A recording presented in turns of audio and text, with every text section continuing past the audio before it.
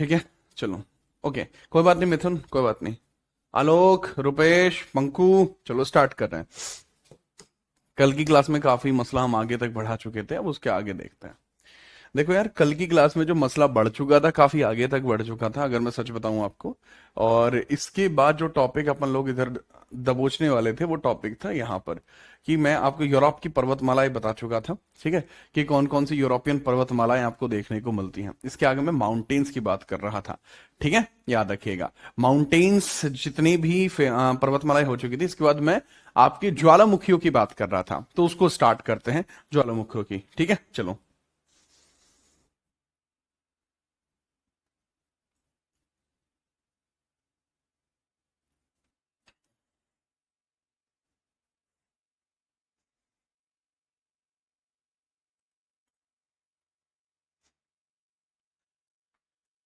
और इससे आगे शुरुआत हम करते हैं कि यूरोप के फेमस वोल्केनोज कौन कौन से हैं। तो यूरोप के फेमस वोल्केनोज के ऊपर डिस्कशन करते हैं, कौन कौन से यूरोप के फेमस वोल्केनोज आपको देखने को मिलते हैं। देखो, एग्जामिनेशन में कई बार पूछा जाएगा, सीधा प्रत्यक्ष सवाल आएगा, हैक्ला वोल्केनो किस कॉन्टिनेंट पर है। आप सीधा बताएंगे कि जो हैक्ला है, सिर्फ हैक्ला आपको देखने को मिल जाएगा। सक्रिय ज्वालामुखी है, आइसलैंड कंट्री में है और ये यूरोप में है। कॉन्टिनेंट यूरोप है, कंट्री आइसलैंड हो जाएगी। ऐसे ही आपके बाकी सवाल भी बनेंगे, जैसे आपसे पूछा जा सकता है स्ट्रोम्बोली। स्ट्रोम्बोली कहां पर आया, मुझे याद है मेरा यूपी पीएससी का पेपर था, उत्तर प्रदेश का पीएससी का पेपर था मेरा, ठीक है। तो इसमें मुझसे पूछ लिया कि स्ट्रोम्बोली जो है, स्ट्रोम्बोली, इसके बारे में बताना था कि सर ये किस सागर में है। तो हमें बताना टेरेनियन सागर के अंदर है, तो याद रखना टेरहीनियन सागर के अंदर आपको दिखाई पड़ेगा, लिपारी द्वीप पर स्थित है, भूमध्य सागर के अंदर है। एक टरहीनियन सागर है और छोटा सा हिस्सा है भूमध्य सागर का, वहीं आपको दिखाई पड़ता है आपका स्ट्रोम्बोली ज्वालामुखी। स्ट्रोम्बोली से लगातार लावा निकलता रहता है, इसलिए दूर से लाइट हाउस जैसा लगता है। इसको भूमध्य सागर का प्रकाश स्तंभ यानी लाइट हाउस ऑफ मेडिटेरेनियन सी बोला जाता है स्ट्रोम्बोली, जिसकी बोली भी स्ट्रांग हो। और स्ट्रांग बोली उसकी हो सकती है जिसके पास लाइट बहुत अच्छी हो, तो लाइट से लाइट हाउस बन जाएगा। और ये मेडिटेरेनियन सी के अंदर है, this is known as lighthouse of Mediterranean sea, lighthouse of Mediterranean sea, of Mediterranean sea, Mediterranean terranean sea, Mediterranean sea का लाइट हाउस है ये। आगे माउंट एटना एक सक्रिय ज्वालामुखी है जो इटली के सिसिली द्वीप पर खाड़ी के पास स्थित है। माउंट एटना के आगे बात हम करते हैं, एटना क्या है सर, ये सिसिली पर है। सिसिली एक कॉन्टिनेंट आपको दिखाई देता है, सिसिली एक आइलैंड आपको दिखाई देता है, वहीं पर ये है, ठीक है। और ये इटली के अंदर पड़ता है, नाम है इसका माउंट एटना। सिसिली द्वीप जो है ये खुद एक आइलैंड है, इटली के दक्षिण में स्थित एक द्वीप है जिस पर इटली का ही कब्जा है। इसी पर आपको माउंट एटना दिखाई देता है, जहां पर एक एक्टिव वोल्केनो भी है, ठीक बात है। आगे हम देखते हैं, आगे समझिएगा कैस्पियन सागर जो है, कैस्पियन सागर में गिरने वाली कुछ रिवर्स की बात कर लेते हैं। यूरोप के अंदर क्या होता है, कैस्पियन सागर एक बहुत विशेष जगह है, क्योंकि बहुत सारी नदियां आकर कैस्पियन सागर में गिरती हैं, तो हम उसी के बारे में चर्चा करते हैं। कैस्पियन सागर दुनिया की सबसे बड़ी झील और खारे पानी की भी सबसे बड़ी झील है। अब जैसे वोल्गा रिवर है, यह वल्दाई पहाड़ी रूस से निकलती है और रूस में ही सबसे ज्यादा बहती है और कैस्पियन सागर में गिर जाती है। जो वोल्दाई पहाड़ी है रूस से निकलती है, वोल्दाई पहाड़ी रूस से निकलती है, कौन सी, वोल्गा रिवर। पूछा जा सकता है वोल्गा रिवर का ओरिजिन क्या है, आप बताएंगे वोल्गा रिवर का ओरिजिन है वोल्दाई माउंटेन्स या वोल्दाई पहाड़ी, दैट इज इन रशिया, और ये कैस्पियन सी में गिरती है। वोल्गा नदी यूरोप महाद्वीप की सबसे लंबी नदी है। जैसे अगर मैं पूछूं एशिया की सबसे लंबी नदी कौन सी है, आप बताएंगे योंगशी जो चाइना में है। ठीक उसी प्रकार से अगर मैं पूछता हूं कि भाई यूरोप की सबसे बड़ी नदी कौन सी है, आप बताएंगे वोल्गा जो निकलती है रशिया से, रशिया में वोल्डाई पहाड़ों से निकलती है और यही आगे चलकर हमारे कैस्पियन सी में गिर जाती है, और यही वोल्गा रिवर है जो यूरोप की सबसे बड़ी नदी होगी, ठीक है। चलो, दूसरा है यूराल रिवर। यूराल पर्वत जो एशिया और यूरोप को अलग करता है, इसके नीचे से निकलती है, ठीक है। कौन सी, यूराल नदी, कजाकिस्तान होते हुए कैस्पियन सागर में गिर जाता है। यूराल नदी यूरोप की तीसरी सबसे लंबी नदी है और दुनिया की एकमात्र ऐसी नदी है जो फिंगर लाइक डेल्टा बनाती है, उंगलीकार डेल्टा बनाती है। इसका डेल्टा सीधा सीधा हो जाएगा, ठीक है, चलो अब हमारे सामने एक सबसे बड़ा इशू आता है जो क्रिएट हो रहा है कि सर आप लिख के ही बता दीजिए, ठीक है, मेजरली कंटेंट लिख के बता दीजिए। देखो एक काम करते हैं, आप यूरोप कॉन्टिनेंट पढ़ लो खाली स्लाइड में, बाकी का कंटेंट जो होगा मैं हाथ से लिखकर ही पढ़ाऊंगा, ठीक है। आपको एक डाउट हो सकता है, आपको एक दिक्कत हो सकती है कि इसे लिख के ज्यादा समझ में आता है। आपकी बात 1000% सही है, क्योंकि मैं लिख के ही पढ़ाता हूं। आपके बस टॉपिक को इस हिसाब से थोड़ा तेज कवर करने के लिए मैंने इस मेथड को अपनाया। अन्यथा अगर आप कभी मेरे फाउंडेशन बैचेस में आएंगे, ठीक है, फाउंडेशन मतलब जो जीएस स्पेशल फाउंडेशन बाय जीत राणा रहता है, तो उसमें मैं यूज नहीं करता इसका। यहां पे यूज करने के पीछे का कारण, ताकि आपका सिलेबस टाइमली कवर हो जाए, टाइम से पहले कवर हो जाए, कारण ये था।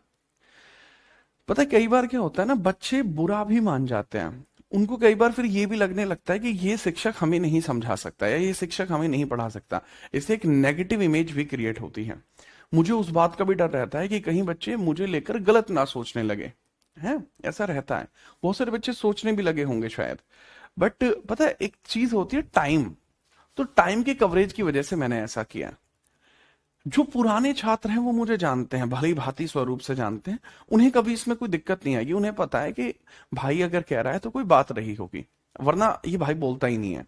तो मेरा हमेशा से आप लोगों के प्रति ना एक जो लगाव रहा है, एक जो झुकाव रहा है, वो हमेशा इसीलिए रहा है ताकि आप धीरे धीरे मेरी बातों को समझें।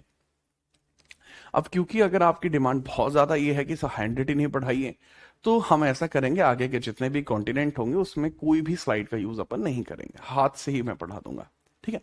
दूसरा एक इशू हो सकता है, नोट्स बनाने में प्रॉब्लम है, तो उस प्रॉब्लम को सुलझाने के लिए मैं आपको बता चुका हूं कि मैं आपको हैंड रिटन नोट्स ही प्रोवाइड कराऊंगा सबके, ठीक है। बट पता है हर चीज का एक समय नहीं समझ पाते। अभी आपके पास ना सोर्सेज बहुत सारे हैं। एट द एरा जब मैं पढ़ रहा था तो हमारे पास नंबर ऑफ सोर्सेज बहुत कम थे। तब मुझे ये भी नहीं पता था कि भाई, हाँ ये मुझे पता था, फैक्ट तो पता था कि वोल्गा रिवर है, बट नहीं पता था वोल्गा रिवर कहाँ से निकलती है। रीजन क्या था, उस समय इतना कंटेंट ही मौजूद नहीं था मार्केट में।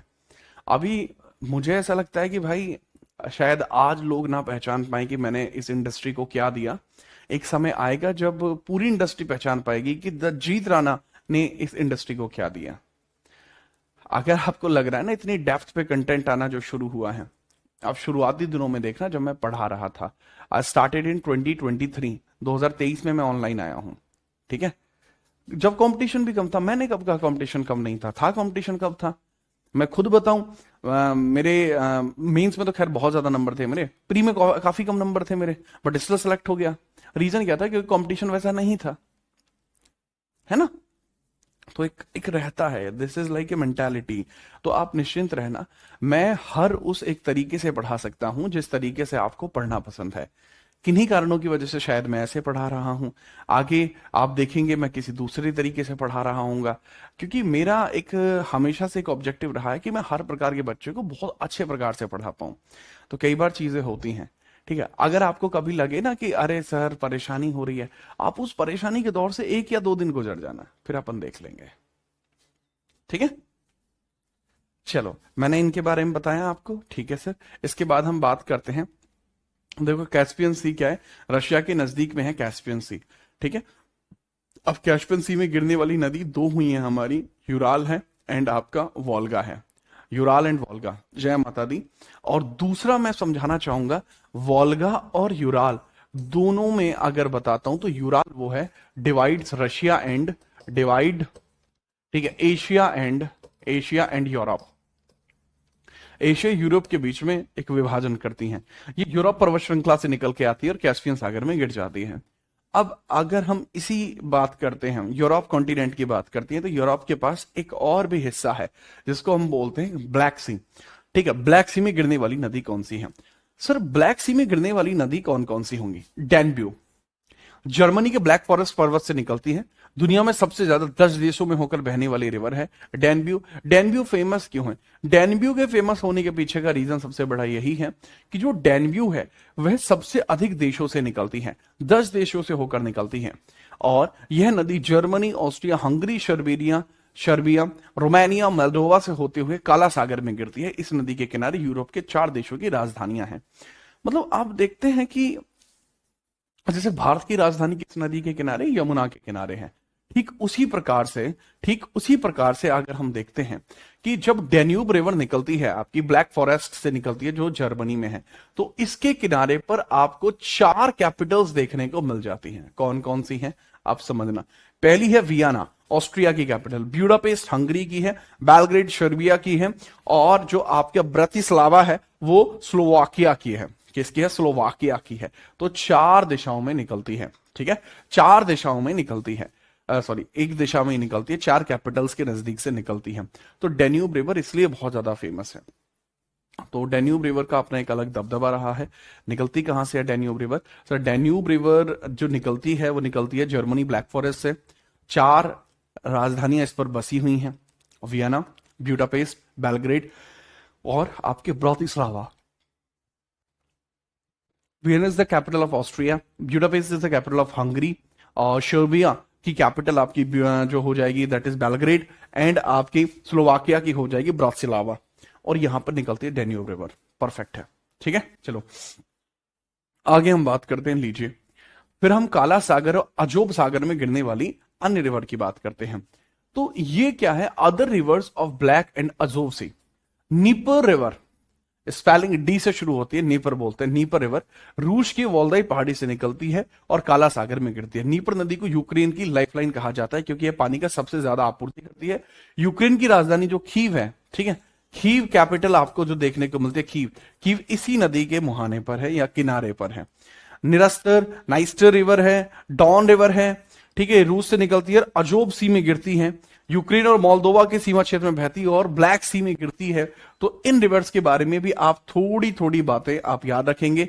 ऐसा है कि आप भूलेंगे नहीं। ठीक है, आप भूलेंगे नहीं इनके बारे में। ठीक है, चलिए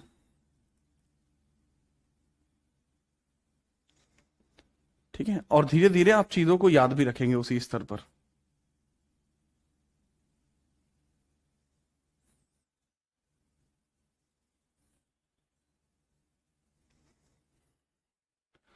ठीक बात है, देन हम आगे प्रोसीड करते हैं इसको।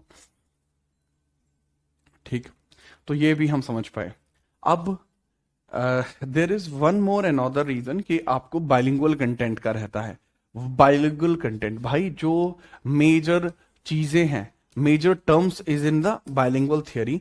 लेकिन जो बाकी हिस्सा है, क्योंकि भाई यहाँ हिंदी प्रेफरेंस है, रीजन ऑफ द ऑडियंस, ठीक है, अगर आप इंग्लिश प्रेफरेंस भी रखते हैं तो फिर मैं इंग्लिश के लिए अलग से ले आऊंगा, मुझे इशू नहीं है। आगे बढ़ते हैं। नेक्स्ट हम इटली की मेजर रिवर्स की बात करते हैं। इटली की मेजर रिवर्स की बात करते हैं, और इटली की मेजर नदियों की बात मैं कर क्यों रहा हूं? क्योंकि भाई पता है दिक्कत यह है कि यूरोप के अंदर बहुत लिमिटेड ही देश हैं, और उन लिमिटेड देशों में इटली जैसे जो देश हैं ये फेमस हैं। अब इटली है, कैपिटल रोम है, राइट, इटली है, कैपिटल रोम है, बट इसकी रिवर्स का पेपर में बड़ा पूछा जाता है। तो आप बताएंगे इटली की जो टाइबर रिवर है, ये इटली से निकलकर टर्हिनियन सागर, भूमध्य सागर में गिरती है। इटली की राजधानी रोम और दुनिया की सबसे छोटा देश वेटिकन सिटी इसी टाइबर नदी के किनारे है। मैंने इसको याद कर रखा है, टाइगर नदी के किनारे है। तो आपको मैं बताता कैसा हूं, देखो टाइगर को देखकर हमारे रोम रोम खड़ा हो जाता है। रोम रोम, मेरे रोम रोम में राम बसे हैं, बसे हैं राम रोम रोम में। ठीक है, याद रखना। तो रोम रोम, टाइगर को देख के रोम रोम हमारी दिक्कत हो जाती है रोम रोम में। तो इससे याद रखना, टाइगर से हो जाएगा टाइगर।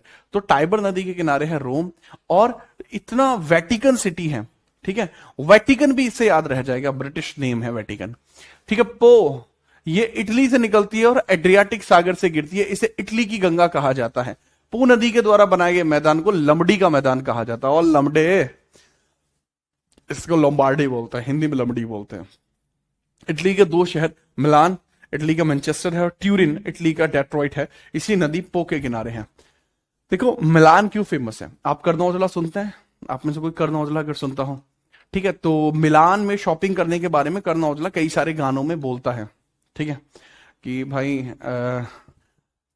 मिलान के लिए मतलब बहुत ज्यादा बोला है उसने कि मिलान में शॉपिंग करने का अपना एक अलग मजा है, क्योंकि मिलान सबसे महंगा शहर है फॉर द शॉपिंग। ठीक है, सोते हैं अफगान सुबह उठे इटली, ठीक है, तो ऐसे करके बहुत सारे गाने हैं। ठीक है, तो उसमें आप याद रख सकते हैं कर्नोजला के द्वारा मिलान शहर को बहुत ज्यादा प्रमोट किया गया है, एंड साथ ही ट्यूरिन को भी किया गया। मिलान बहुत छोटा सा आपका एक क्षेत्र है इटली का, लेकिन सबसे ज्यादा जो रईस है पूरे के पूरे इटली में वो यहीं पाए जाते हैं। ठीक है, तो वहां इटली मिलान में आपको देखने को मिलते हैं। बाकी कर्नोजला के गाने जैसे कोर्ट साइड है, कोर्ट साइड तो खैर एले का गाना है, मतलब कर्नोजला का ही है, बट क्षेत्र दूसरा है कोर्ट साइड में।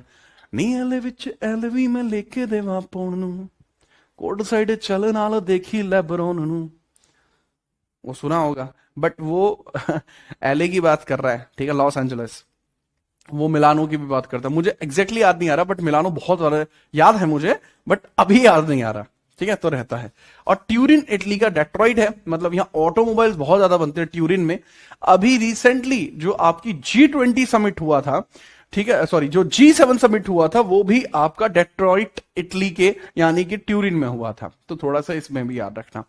कॉप यानी कॉन्फ्रेंस ऑफ पार्टीज 2025 वो भी ट्यूरिन में ही हुआ था, ठीक है, याद रखना, तो थोड़ा सा इसमें आप याद रख लेंगे।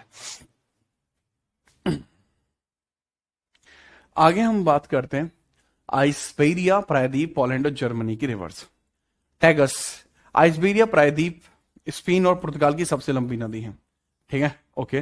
टैगस नदी स्पेन और पुर्तगाल का बॉर्डर भी बनाती है और अटलांटिक महासागर में गिरती है। पुर्तगाल की राजधानी लिस्बन इसी के किनारे है, टैगस नदी के किनारे है टैगस। तुझे टैक्स देना पड़ जाएगा लाडले। टैक्स क्यों देना पड़ जाएगा? कि भाई पुर्तगाली था तू, तो पुर्तगाली नदी को टैक्स देना पड़ जाएगा, तो टैगस देना पड़ जाएगा, ठीक है। विस्तुला, विस्तुला ये पोलैंड की सबसे लंबी नदी है जो बाल्टिक सागर में गिरती है। पोलैंड की राजधानी वॉर्शो विस्तुला नदी के किनारे है, ठीक है। पोलैंड की कैपिटल है वॉर्शो, वो विस्तुला के किनारे है, ठीक है। दूसरा है एल्ब नदी, चेक से निकलती है और नॉर्दर्न सी में गिरती है, उत्तरी सागर में गिरती है। जर्मनी का सबसे बड़ा बंदरगाह हैम्बर्ग इसी नदी के मुहाने पर है, कौन सी के? एल्बे, एल्बे रिवर के किनारे पर है, ठीक है, याद रखेंगे। और बहुत बेहतरीन स्तर पर आप इस चीज को याद रखेंगे। हाँ बिल्कुल भाई, बादल, ठीक है। लीजिए, स्विट्जरलैंड और फ्रांस के रिवर्स की बात कर लेते हैं। स्विट्जरलैंड और फ्रांस की रिवर्स, क्योंकि हर देश की रिवर्स बहुत जरूरी है, तो जिस जिस देश की बताता जा रहा हूं उस देश की आप याद रखेंगे। स्विट्जरलैंड और फ्रांस, रॉन रिवर, रॉन, यह स्विट्जरलैंड से निकलती है, फ्रांस से होते हुए गल्फ ऑफ लॉयन में गिर जाती है। जो गल्फ ऑफ लॉयन किसका हिस्सा है? मेडिटेरेनियन सी का है। फ्रांस का सिल्क रूट लेन और मार्शले इसी शहर पर है, इसी नदी के तट पर है। लॉयर रिवर आपको दिखेगी, फ्रांस की सबसे लंबी नदी है और ये बिक्सी की खाड़ी में गिरती है। कागज उद्योग के लिए प्रसिद्ध जो केंद्र है आपका नॉन्टेस, वो इसी नदी के किनारे स्थित है। जो नॉन्टेस आपका बनता है, नॉन्टेस, नॉन्टेस इसी नदी के किनारे है, लॉयर रिवर के किनारे है नॉन्टेस। तो लॉयर रिवर है, यहां से निकलती है, नॉन्टेस के किनारे आपका बसेगा, ठीक है। ऑर्लेंस भी इसी के नजदीक है आपका। तो ये भी हमें थोड़ा थोड़ा आपको रिमेम्बराइज हो जाएगा कि हाँ सर, स्विट्जरलैंड और फ्रांस की रिवर कौन कौन सी है। देन राइन और रूर प्रदेश की बात करते हैं। जर्मनी का रूर प्रदेश बड़ा फेमस है। हमारे यहाँ छोटा नागपुर प्लेट्यू जो है उसको भी रूर प्रदेश कहा जाता है। कारण क्या है? क्योंकि जर्मनी का रूर प्रदेश में सबसे अधिक आपका इंडस्ट्रियल डेवलपमेंट बहुत ज्यादा है, वहां पर खनिज बहुत ज्यादा है। तो जैसे जर्मनी में रूर है, ऐसे इंडिया में छोटा नागपुर प्लेट्यू है। स्विट्जरलैंड से निकलकर जर्मनी होते हुए नॉर्थ सी में गिरती है राइन रिवर। राइन नदी जर्मनी के ब्लैक फॉरेस्ट और फ्रांस के बॉक्सेस पर्वतों के बीच से बहने वाली एक रिफ्ट वैली वाली नदी है। तो हम बता सकते हैं जो राइन रिवर है ये किस में बहती है? राइन रिवर एक रिफ्ट वैली में बहती है। तो आप सीधे तौर पे याद रखना कि राइन रिवर जो स्विट्जरलैंड से निकलती है, it flow through the rift, it flow through the rift, it flow through rift, it flow through rift, it flow through rift valley, ये रिफ्ट वैली के माध्यम से बहती है। फिर रूर नदी की बात करते हैं। रूर नदी, ये राइन नदी की सहायक नदी है और यह रूर नदी जो है आपकी रूर घाटी से होकर बहती है। दुनिया में सबसे ज्यादा खनिज, विशेषकर कोयला, कच्चा माल यहीं से मिलता है। इसी कारण भारत के छोटा नागपुर पठार को भारत का रूर प्रदेश कहा जाता है। नेदरलैंड का प्रसिद्ध रॉटरडैम बंदरगाह इसी नदी के मुहाने पर है। इसके किनारे जर्मनी बॉन, स्विट्जरलैंड का बेसल, वो सब यहीं बसा हुआ है। रूर प्रदेश आपको जर्मनी में देखने को मिलता है। This is at Germany, this is at Germany, Germany में, ठीक है, थोड़ा सा इंपॉर्टेंट है ये। ठीक है, यहीं से आपकी रूर नदी भी होकर निकलती है। रूर नदी राइन नदी की सहायक रिवर है। आगे हम देखते हैं यूनाइटेड किंगडम और जर्मनी की अन्य रिवर्स हैं। ये बहुत ज्यादा रिवर्स नहीं है, बहुत छोटी से रहेंगे ये। जैसे पहला हो जाएगा आपका सेवर्न रिवर, पहला हो जाएगा आपका सेवर्न रिवर, आपका हो जाएगा सेवर्न रिवर। वेल्स से निकलकर अटलांटिक सागर में गिरती है और यूनाइटेड किंगडम की सबसे लंबी नदी है सेवर्न। थेम्स यूनाइटेड किंगडम की दूसरी सबसे लंबी नदी और इंग्लैंड की राजधानी लंदन, लंदन इसी के ऊपर सिचुएटेड है। स्प्री बर्लिन स्प्री नदी के किनारे बसा हुआ है, बर्लिन स्प्री नदी के किनारे बसा हुआ है। अभी तो खैर एक लंबी क्लास है, राइट। ऐसा भी होगा कि मैं आपको शॉर्ट टर्म भी कुछ आपको वीडियोस प्रोवाइड कराऊंगा, कोशिश रहेगी कि वो रिकॉर्डेड प्रोवाइड ही कराऊं, आपको रिकॉर्डेड ही दूं। उसमें क्या मसला रहेगा कि उसमें ऐसे ऐसे टॉपिक्स उठा लूंगा कि विश्व के प्रसिद्ध शहर जो किसी नदी के किनारे बसे हुए हैं उनका जिक्र करूं। तो वहां पे मैं कई बार बताता हूं आपका कि भाई थेम्स नदी है, थेम्स नदी के किनारे क्या है, लंदन है। आपका स्प्री रिवर है, इसके किनारे बोलिन है। आपका ओडर है, ओडर चेक से निकलती है। तो ऐसे थोड़ी थोड़ी बातें बताता चलूं। तो थेम्स नदी के किनारे लंदन है और रीडिंग शहर थेम्स नदी के किनारे ही है। बर्लिन स्प्री के किनारे है और ओडर चेक गणराज्य से निकलकर बाल्टिक सागर में गिरती है। ओडर रिवर फेमस नहीं है, ठीक है। तो ये हमने रिवर्स के बारे में पूरे मामले को समझा दिया है, पूरे मामले को समझा दिया है। अच्छा, अब एक बहुत बेहतरीन टॉपिक आता है, कुछ झीलें भी हैं। इतनी रिवर्स या चीजें याद कैसे होंगी, क्योंकि this is next to impossible कि इतनी सारी बातें याद हो पाए, तो बहुत मुश्किल हो जाएगा याद रख पाना, याद रखना। एक मिनट रुकना।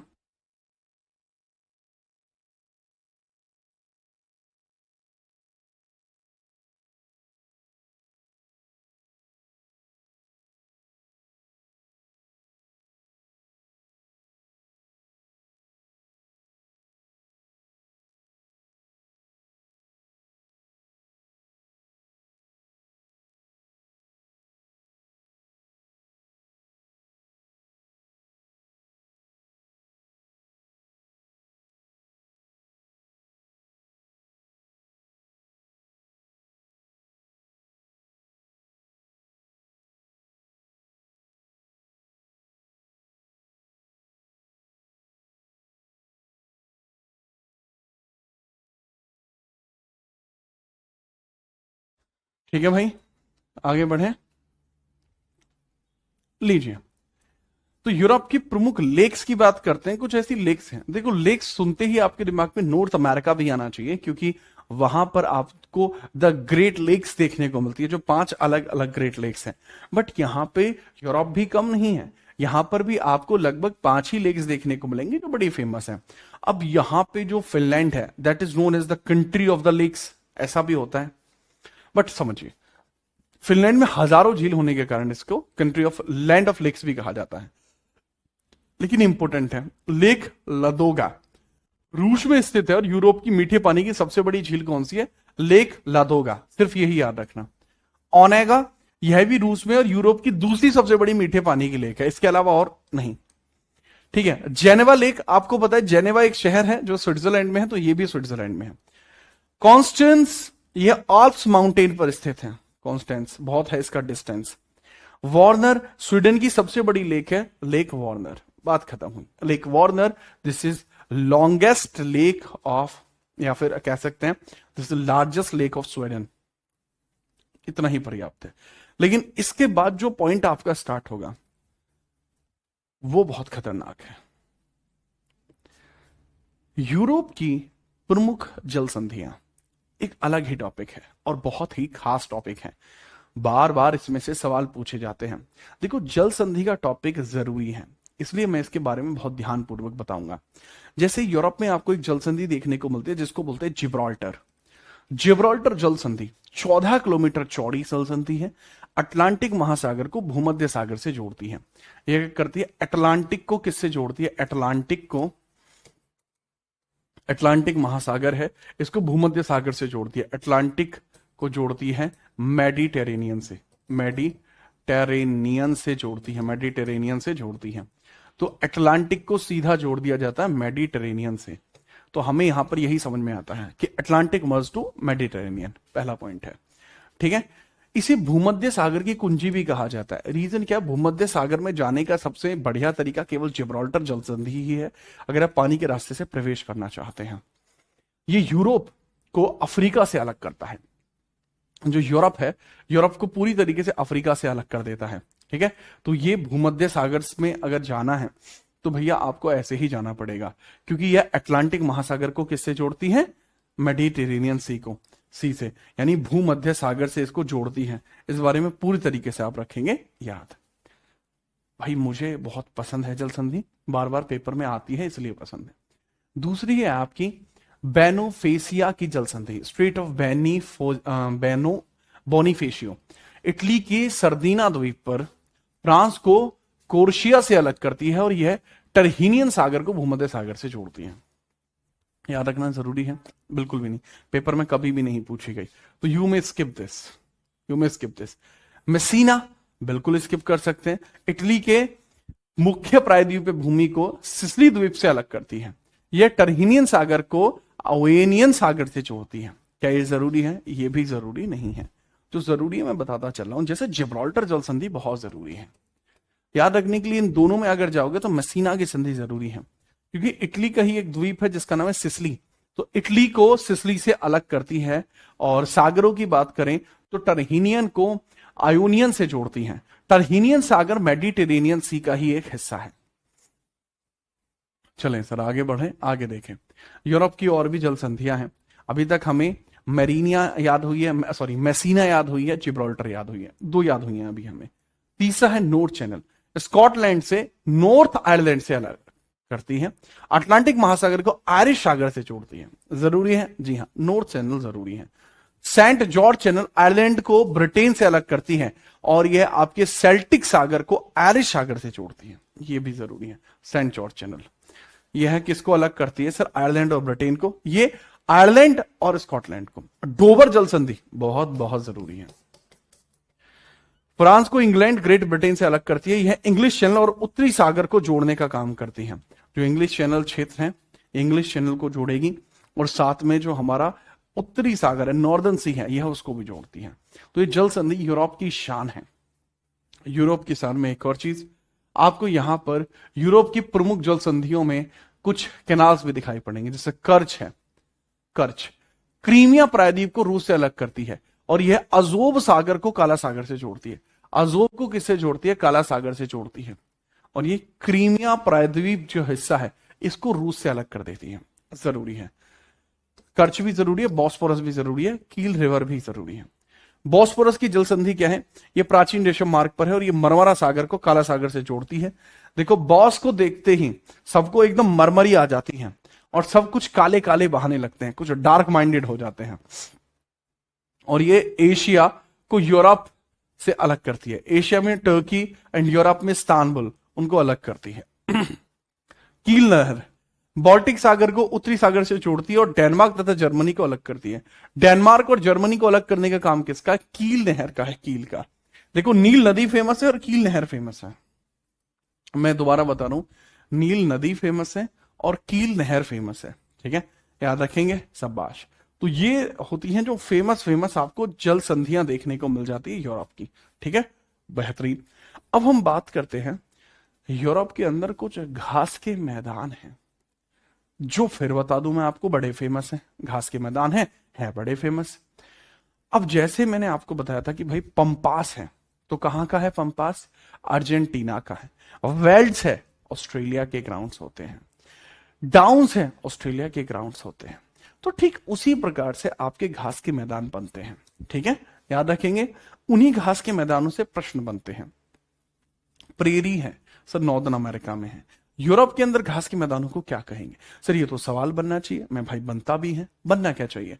अगर आप यहीं पर देखो तो यूरोप की प्रमुख पठार और मैदान है plates and plains of Europe. तो यूक्रेन का पठार सबसे पहले, एक खनिजों का सबसे बड़ा भंडार है यूक्रेन का पठार। इसी के कारण रूस यूक्रेन पर नियंत्रण स्थापित करना चाहता है। यूक्रेन का एक पठार है, समझ रहे हो?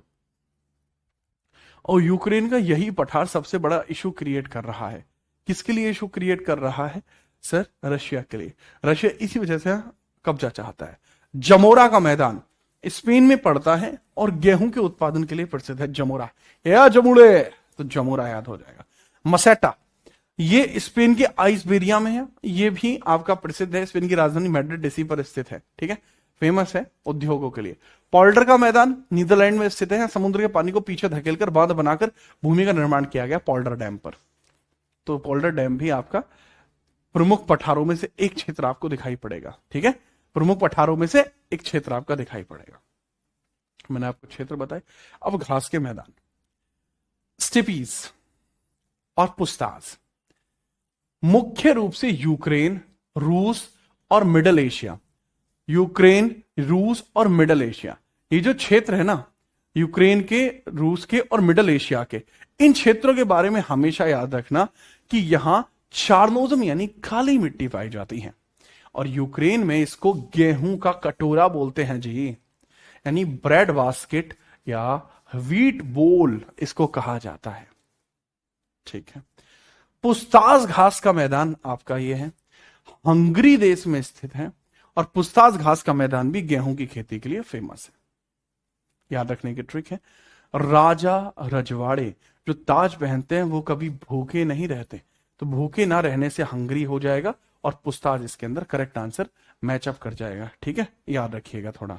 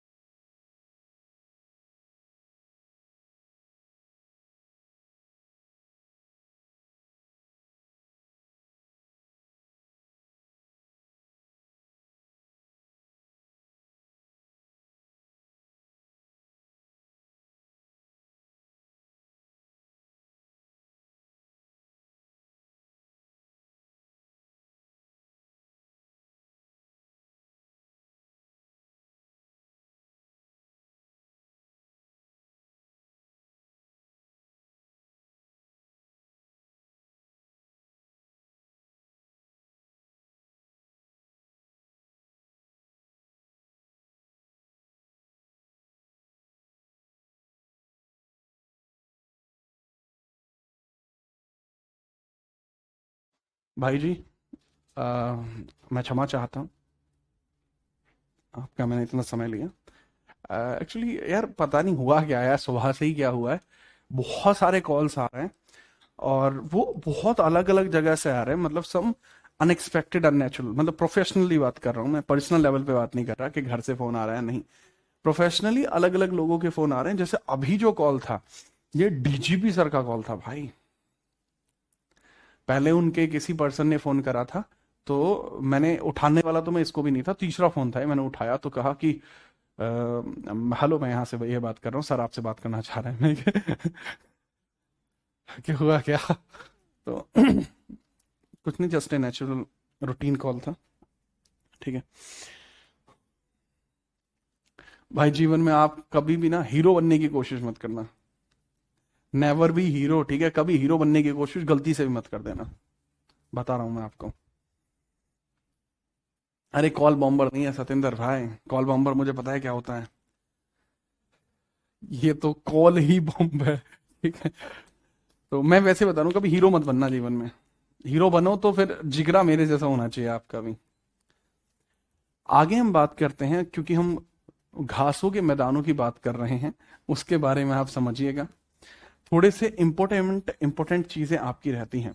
कई बार आपसे सवाल पूछे जाते हैं कि जो शहर हैं, ठीक है, यूरोप के बड़े फेमस हैं, तो कौन कौन से ऐसे शहर हैं यूरोप के जो फेमस आपको दिखाई पड़ेंगे, हम उनके बारे में एक बार डिस्कशन कर लेते हैं।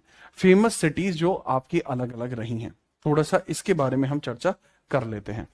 और जब आप इसके बारे में चर्चा करेंगे तो आपको काफी कुछ समझ में भी आएगा। ठीक है, चलो तो देखिएगा। सबसे पहले यूरोप के प्रमुख औद्योगिक नगर, यूरोप के प्रमुख औद्योगिक नगरों की चर्चा कर लेते हैं, और वो भी आपको समझ में आएंगे। पहला है ब्रुसेल्स। बेल्जियम का यह एक शहर है, हीरे की कटिंग और पॉलिशिंग के लिए दुनिया भर में प्रसिद्ध है।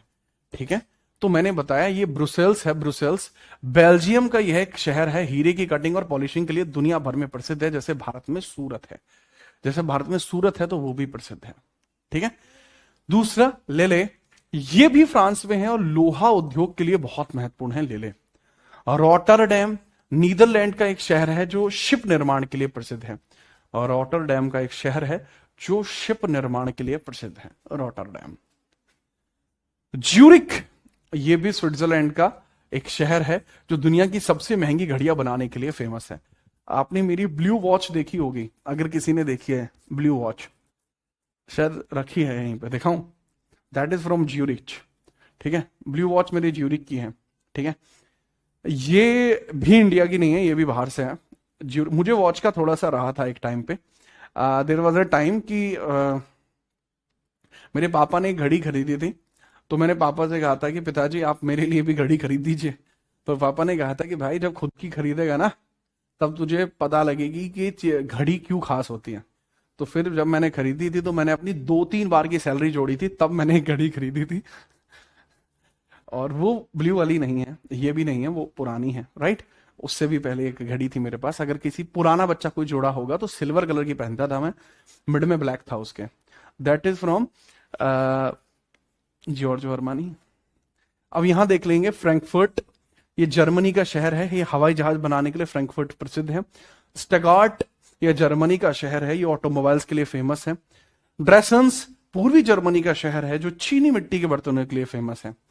ठीक है, अब लीपेज जर्मनी का यह शहर है और ये इंजीनियरिंग उद्योग के लिए प्रसिद्ध है, लिपेंज। ठीक है, लिपजिंग शहर है आपका।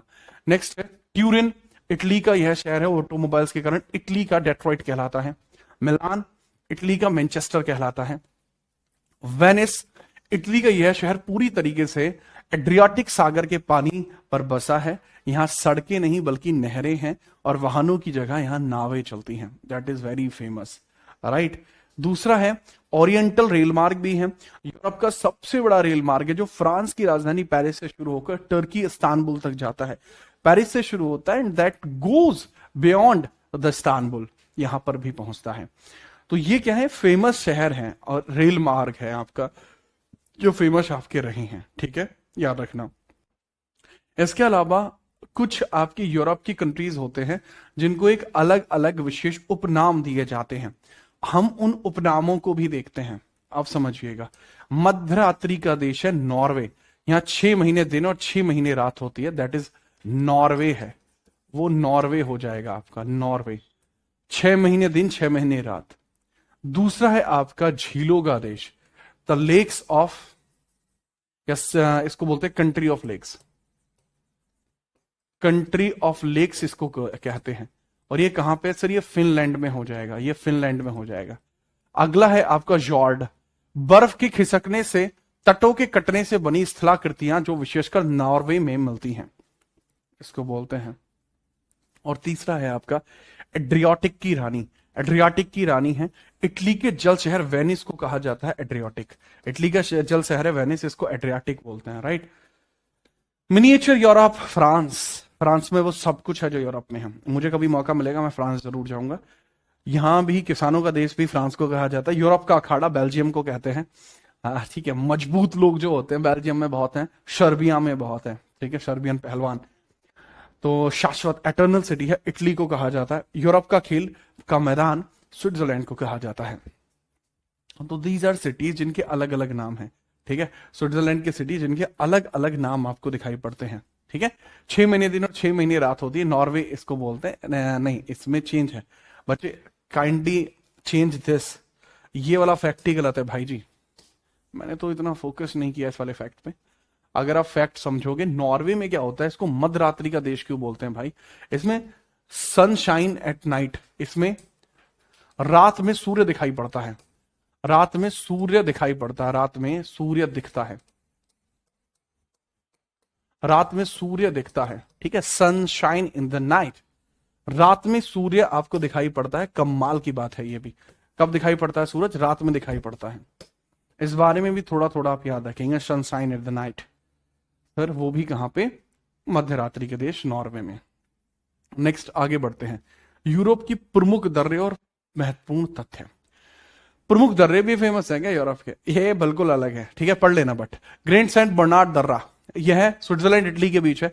ब्रेनर ऑस्ट्रिया इटली के बीच है। मॉस्को रूस की राजधानी और 5 सागरों के बंदरगाह कहा जाता है। मॉर्शले यूरोप का सबसे बड़ा बंदरगाह है। सबसे निचला स्थान यूरोप का सबसे निचला स्थान कैस्पियन सागर है, सबसे डीपेस्ट पॉइंट है यूरोप का। सबसे ऊंचा स्थान यूरोप का सबसे ऊंचा स्थान माउंट एल्ब्रश है, ठीक है। सबसे ऊंचा स्थान कौन सा, माउंट एल्ब्रश आपका हो जाएगा, क्या हो जाएगा, माउंट एल्ब्रश हो जाएगा। मोल्टा भूमध्य सागर में स्थित एक द्वीपीय देश है। मोल्टा है, गोजो है और कोमिनो है, इससे मिलकर बना है। गोल्टो, मोजो और कोमिनो से मिलकर बना है, ठीक है। तो अगला है आपका लॉवर म्यूजियम है, दुनिया का सबसे बड़ा आर्ट म्यूजियम है जो फैशन नगरी पेरिस में स्थित है। लॉवर म्यूजियम की अगर मैं बात करूं, दुनिया का सबसे बड़ा आर्ट म्यूजियम है जो फैशन नगरी पेरिस में स्थित है, फैशन नगरी पेरिस में स्थित है, ठीक है। नेक्स्ट है मैग्नीटो लाइन, फ्रांस और जर्मनी के बीच है। हिंडनबर्ग लाइन, पोलैंड और जर्मनी के बीच में हिंडनबर्ग लाइन भी है। हिंडनबर्ग लाइन भी आपको दिखाई पड़ती है, ठीक है, याद रखना, याद रखेंगे आप, बगैर परेशानी के याद रखेंगे। नेक्स्ट हम बात करते हैं, इसके पश्चात आपको कुछ चीजें और दिखाई पड़ती हैं, ठीक है। नहीं, ये मैंने पूरा कवर कराया आपको, I had already made it cover, ठीक है। अच्छा, एक चीज आप लोगों के लिए विशेष मैं छोड़ देता हूं, ठीक है।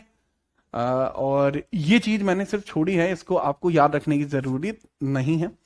यहाँ 44 जो देश हैं बच्चे, मैंने 44 के 44 देशों के बारे में छोड़ दिया है, ठीक है।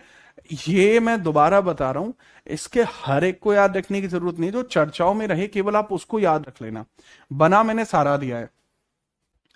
जैसे पश्चिमी यूरोप में आपको दिखाई पड़ता है, जो यूरोप का पश्चिमी भाग है, वेस्टर्न पोर्शन है, इसमें France, Germany, Netherland, Belgium, France capital Paris, इसकी मुद्रा, इसकी मुद्रा, इसकी मुद्रा।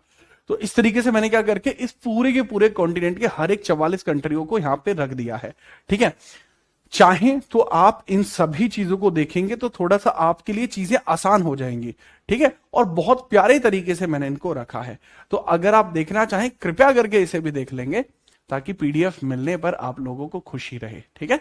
अभी अपन क्या, कल मिलते हैं अगले कॉन्टिनेंट के साथ, और अगले कॉन्टिनेंट को मैं हाथ से पढ़ाऊंगा। क्लियर, क्लियर है, अगले कॉन्टिनेंट में मुलाकात होगी। जय हिंद। अच्छा, डाउट है आपके, डाउट कर लीजिए फिर। देख भाई, एक बच्चा है जिसका नाम है सतिंदर सर। आपने अभी फिनलैंड बोला था, झीलों का देश, हाँ झीलों का देश फिनलैंड ही है भाई। अभी मेरी 12:30 बजे क्लास है भाई जी।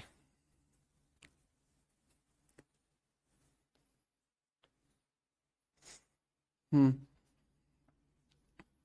2 बजे वाली क्लास कब से होगी, बहुत बढ़िया। 2 बजे वाली क्लास का भी शेड्यूल ऑफ चल रहा है, उसकी जगह हम दूसरा सब्जेक्ट लगाने वाले हैं। नोट्स खुद बनाओ, ठीक है भाई, आज से बढ़ा दूंगा भैया। तथास्तु की, हाँ तथास्तु की क्लास भी आज होगी।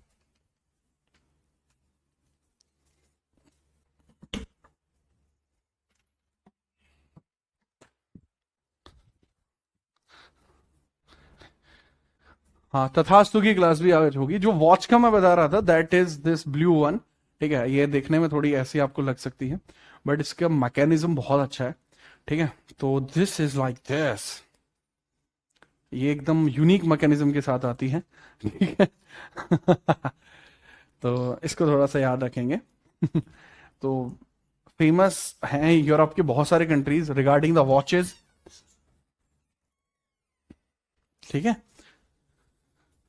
मतलब ये वॉचेज ऐसी हैं, जो मेरे पास जितनी भी मेजर वॉच है, मेजर वॉच सारी नहीं, ज्यादातर वॉच ऐसी हैं जिनमें सेल वगैरह कुछ नहीं डलता, ठीक है। इनमें सेल भी नहीं डलता, ये चार्ज भी नहीं होती।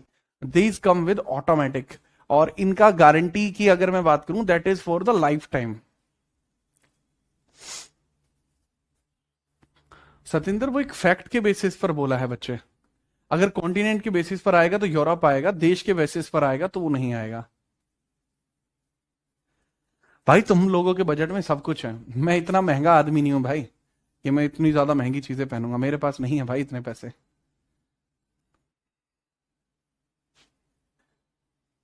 बहुत ही नॉर्मल सा आदमी हूं भाई मैं, बहुत ही ज्यादा नॉर्मल।